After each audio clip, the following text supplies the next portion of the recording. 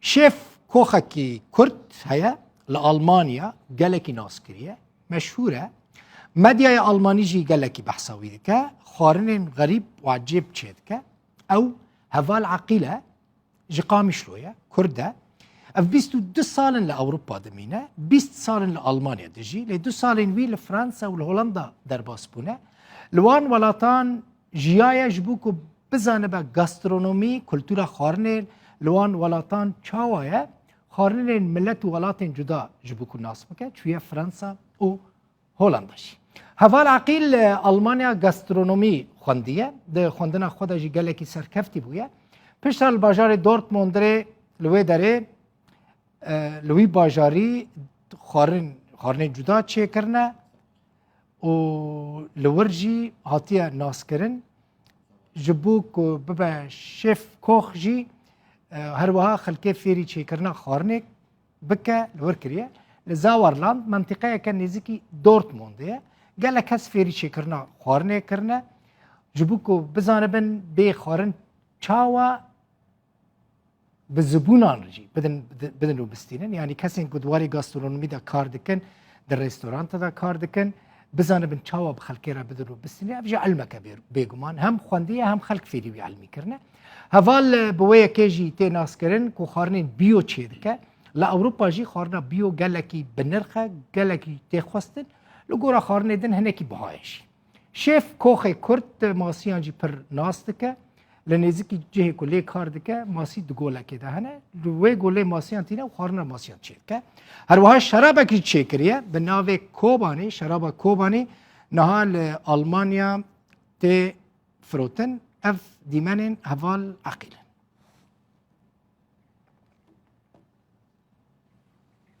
هوال عقیل لورمیوانی من الاستودیو هوال بخیراتی مهنک دیمن دیتن هر کس چل آلمانیا تختوری دخونه اوسبیلدونگ آلمان دیویژن یعنی چه بشه که جدا دا اوسبیلدونگ چیکه تو بوی شیف مطبخی بله چما براستیش زاروکتیا خودم تخصص وی کاری بکن دما که بچوک بوم متم یعنی هر دم من التلفزیون تماشا کرد دما گوک خوارن درد کتن سر اکرانی بیتر لوات تماشا کرد گورگ زاروک پرانیا خل فیلم زاروک آدنارن من او ساند کرد دما گوک م کسک دیدید کو او چکی شیف کوخ لیب میجی تخواست او خواسته کبو میجی تخواست از ببم شیف کوخ و جارا یکمیجی وقتی گوک از بوم شیف کوخم سرتیفیکات استند یعنی مایسترم خوانستن چکی خلق کردن ماستر جی چیکری مایستر جی چیکری ماسترات اول جهت چیکرنا خارنه ده حساب که کرد نزانن کو خارن تنی زان یونیورسیتی یعنی 4 سال خوندیه ما مست خواندن ده ماستر کریه گلکی بالکشه تشتكي دناز بزانبم الهوليري قريوي از گلکی قريوي خورنا هوليري چوي خورنا هوليري براستيش بري چند سالات چتر بو يعني اتيكيتي رستورانت پر بپیش کتیه تخمین دکر جاره یکم 2019 سردانی هولیر کردی ساز پر گریام لهمو باجارین کردی او اتیکیت مباور نتکر گوگل فراهب بس از دبینم يعني قالك بيشكتي وسركفت دانو استندنا بزبون الرباش باش يعني علمك جوداية جينن هن بر ولو ستيركن وك دراجوك أزل أوروبا ملي كاركري تاني الريستورانت وهوتيل بين ستيرك مكاركرنا أو درجي هنا شو موانشي وشو مواني ننشي يعني بر باش خوارن بتعم كي خوشتين درست كرن بر قدر ددن ميفان و بر قدر ميفان جبو قالكي جرينجا راست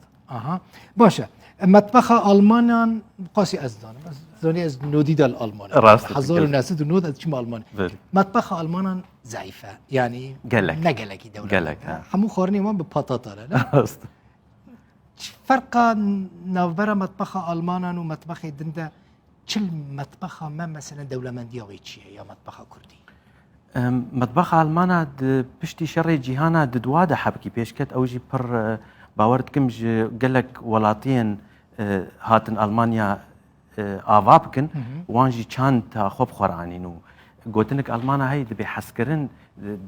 د معدير درباست راسته برج معداخو حزك راست إجا وسع أو بيوندي بوار تشيد بن وحريق كان دا خب خورتين حر وڵاتیەک چند داخۆ بخۆرتین خواردنێ چێتکی و الگۆر وێژی ئەلمانی فێری وێ بوون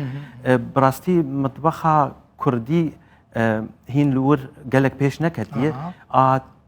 bêjin a Erebî pir ana wilo şerê Dawîd got koçber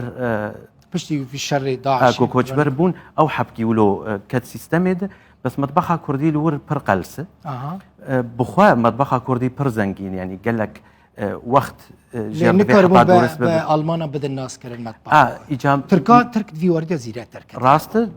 هر تشت کردن ای خو یعنی گلک تشت برن یونانیا برن گوف ایمی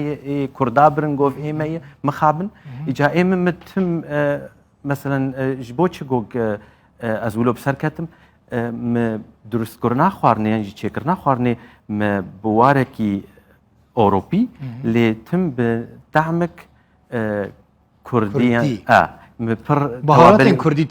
كردي توابل كردي هم قلق بكاران بس بين عسكريم طباخ زيركية هبال طباخ أزم والله برافو برافو طباخ براسي او طباخ زيرك ايجو يكم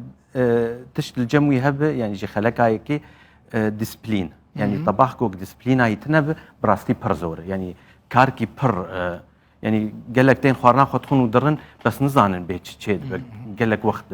طبعا جي تشيكر دقاكي وينا كوباني تشيكر شرابا كوباني زحمتنا بدرخن التلفزيوني ده شرابا كوباني تشيكر مش شرابا كوباني نوي مبرهم قريب راستي ام تخوازن انا خو بيش بخن بشرابي وام ببن وك چاندا خوي كردي انجي نافين باجاروكي خوي كردي باجاري خوي كردي سركفتني مي كردي باوروبيار ناسكرن بدن وك ولاتیان دن اف ما بستعمل بو ما بستعمل نقزنج کرنا پر ابو براستی جبرولوجی مناوی کر کوبانی پر خلق جمت پرسن وكمينات جنابي تگو تخلقي قامش لو يجبو چي کوبانی کوبانی هات ناس کرم بيتر اوروبي کوبانی اوجي وما خد وك مالبات كردستاني ما خواست گو مناوی کوبانی حبكي البيشخن جبرگو هزن كردي بيشمرگه پێشمەرگەن قارەمان و شەروانên یەپێکی و یەپێژێژی دوی باژاری دبوون یەک و سەرکەفتن ینی ئەمە بێژن شەڕێ خۆ بسەرخستن gelekî spas şêf kox dibêjim yani şêf koxê Kurd heval aqîl mîvanê min wî gelekî spas